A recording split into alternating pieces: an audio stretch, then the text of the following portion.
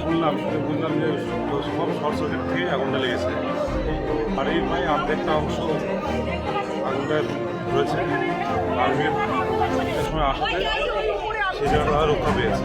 এখন আপাতত আগুন কন্ট্রোলে বাকি কাজ তারা দেখছে ঠিকঠাক কোথায়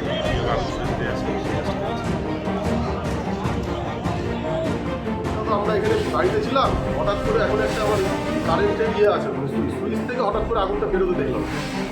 ওই পাশ দিয়ে যখন আগুনটা বেরোলো তারপরে সঙ্গে সঙ্গে গোটা সাইডে আগুন। কী কী এখন পর্যন্ত আপনার ক্ষতি হয়েছে? ক্ষতি হয়েছে একটা দুটো ঘর পুড়েছে, সামনে গ্যারেজ পুড়েছে, ওখানে রান্নার সামগ্রী পুড়েছে, একটা গাড়ি পুড়েছে, একটা মোটর সাইকেল পুড়েছে। আপনার নাম?